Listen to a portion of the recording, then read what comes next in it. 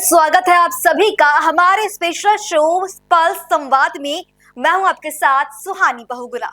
उत्तराखंड में निकाय चुनाव संपन्न हो चुके हैं और अब सभी निकायों में नए बोर्ड के गठन की प्रक्रिया चल रही है, जहां नव निर्वाचित सदस्य और अध्यक्ष शपथ लेकर अपने अपने शहर के व्यवस्थाओं को सुधारने में जुट जाएंगे। राजधानी देहरादून में भी नए बोर्ड के गठन के साथ नई उम्मीदों को पंख लगेंगे, पर पिछली बोर्ड के समय से चली आ रही समस्याएं इस बोर्ड के सामने भी चुनौती पेश करेंगी। शहर के ट्रैफिक और कूड़ा निस्तारण जैसी विकराल होती जा रही समस्याओं से निजात पाने के लिए शहरवासी सुधार की उम्मीद लगाए बैठे हैं। ऐसे में शहर की नई सरकार के सामने बेशुमार चुनौतियां हैं, जिनसे पार पाना उसके लिए आसान नहीं रहेगा। अब बोर्ड के अध्यक्ष और सदस्यों के सामने असली चुनौती चुनाव जीतने के लिए जनता से किए वादे पूरे करने की होगी।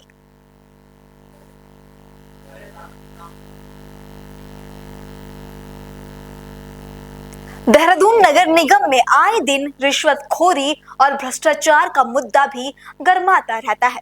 वो चाहे मशीनों की खरीद का मामला हो या स्ट्रीट लाइट के लिए किए गए टेंडर की बात हो, नगर निगम का विवादों से पुराना नाता रहा है। कभी इंसेंटिव ना मिलने से या कभी समय पर वेतन ना मिलने से। आए दिन ठेका सफाई कर्मियों के कार्य बहिष्कार का मुद्दा नगर निगम अधिकारियों को हलकान की रहता है। गाहे बगाहे कूड़ा उठान की जिम्मेदारी निभा रही कंपनी पर भी निगम के अधिकारियों से सांठ-गांठ का आरोप लगता रहता है। इस समस्या से पार पाना भी नए बोर्ड के सामने एक चुनौती रहेगी। राजधानी में दिनों दिन बढ़ता कूड़े का अंबार भी एक बड़ी समस्या है।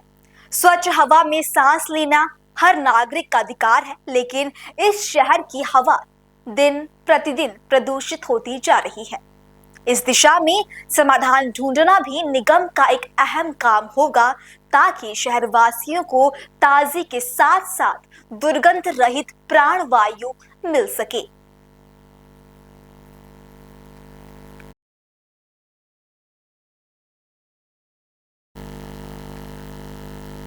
कूड़े के ढेर पर घूमते आवारा पशु न सिर्फ अपने जीवन को दांव पर लगा रही हैं, बल्कि आम जनमानस के लिए भी परेशानी का सबब बने हैं। कूड़े के पहाड़ पर्यावरण और वातावरण के लिए तो खतरनाक है ही, ये जानवरों के साथ साथ मानव जीवन के लिए भी खतरनाक है।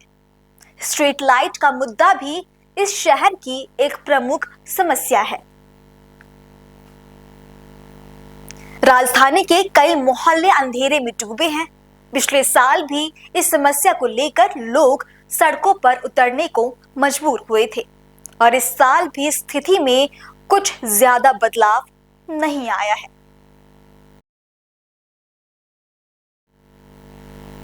निगम को शहर को रोशन रखने का प्रयास करना होगा, अन्यथा इस नवनिर्वाचित बोर्ड को भी पिछले बोर्ड जैसी समस्याओं से दो चार होना पड़ेगा। पिछली बार ये मुद्दा इतना ज्यादा गरमाया कि मुख्यमंत्री कार्यालय को इसमें हस्तक्षेप करना पड़ा था। इस शहर में रोज हो रही सड़क दुर्घटनाओं की एक प्रमुख वजह शहर की सड़कों पर बेतरतीब भागता ट्रैफिक भी है।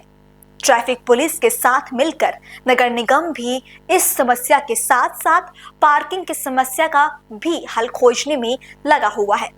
चार धाम यात्रा काल में और छुट्टियों के समय शहरों में घंटों जाम लगे रहना और जाम में फंसे रहना जैसे इस शहर के निवासियों की नियति बन चुकी है। अभी तक जितने भी संयुक्त प्रयास हुए हैं, उनमें ज्यादा सफलता नहीं मिल पाई। ऐसे में इस दिशा में अतिरिक्त प्रयास करना जरूरी है। पानी की समस्या भी इस शहर की एक और प्रमुख समस्या है। वैसे तो ये समस्या जल निगम से जुड़ी है, पर लोगों का प्रदर्शन नगर निगम के खिलाफ भी होता रहता है। आईटी पार्क, अधोएवाला, गुजराडा जैसे क्षेत्रों के निवासी हर गर्मी के सीजन में पानी की कमी से जूझते हैं और उनका गुस्सा फिर नगर निगम पर उतरता है। ऐसे में दूसरे विभागों के साथ मिलकर नागरिकों की समस्याओं के समाधान की दिशा में भी नगर निगम को समन्वय बैठाना होगा, भले ही वो प्रत्यक्ष रूप से उन समस्याओं से ना जुड़े हो। राजधानी देहरादून के जो इलाके जल स्रोतों पर निर्भर है, उन्हें घटते जल स्तर के कारण गर्मियों में जल संकट से जूझना पड़ेगा और नगर निगम को शहर के गुस्साए लोगों से जूझना पड़ेगा। आए दिन दून की सड़कों पर चल रही खुदाई से भी कई इलाकों में पानी के पाइप टूटने से पानी सड़कों पर बहता रहता है और लोग पानी की समस्याओं से त्रस्त नजर आते हैं। कहने का मतलब ये है कि निगम को कई मोर्चों पर अपनी और अन्य विभागों की कार्य प्रणाली में तालमेल बैठाना होगा।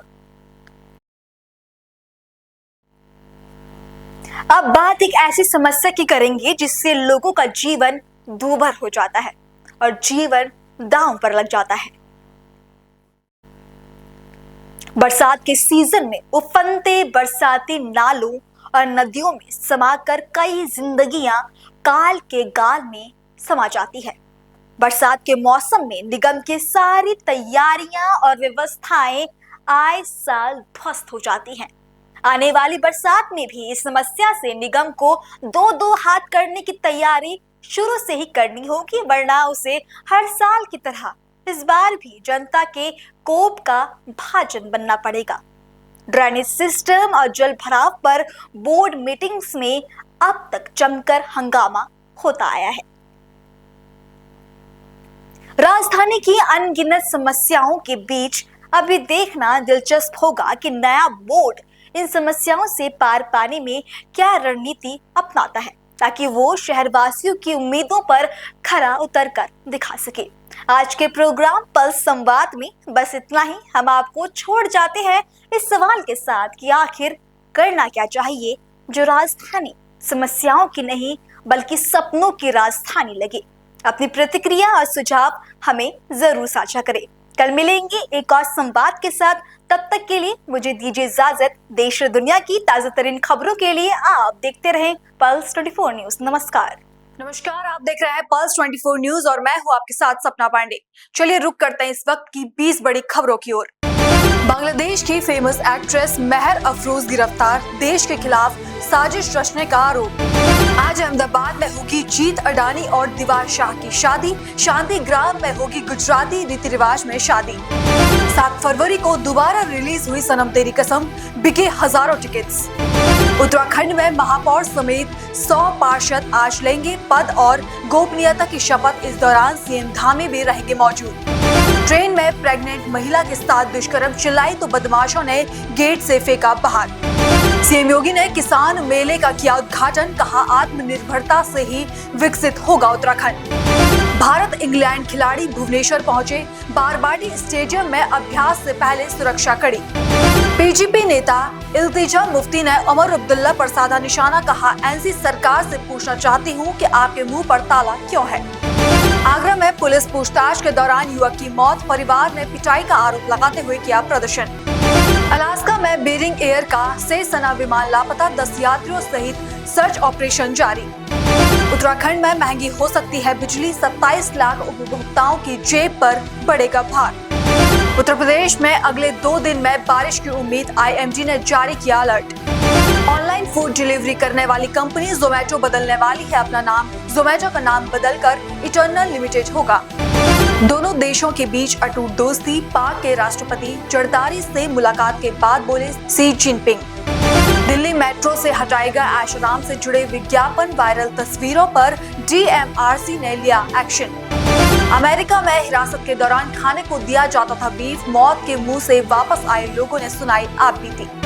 पार्किंग में खेल रहे 5 साल के बच्चे को इनोवा ने कुचला, मौत की घटना सीसीटीवी में कैद। एक्ट्रेस इशिका तनेजा ने शोबीज छोड़कर अपनाया सनातन मार्ग, महाकुंभ 2025 में लिया हिस्सा। शिवसेना सांसद संजय राव ने प्रेस कॉन्फ्रेंस के दौरान कहा, इस देश का चुनाव आयोग जिंदा है तो राहुल गांधी के सवालों का जवाब दें। थंडल फिल्म सिनेमाघरों में हुई रिलीज, नाग चैतन्य और साई पल्लवी की एक्टिंग आ रही लोगों को पसंद। देश और दुनिया की तमाम खबरें देखने के लिए बने रहिए पल्स 24 न्यूज के साथ। नमस्कार।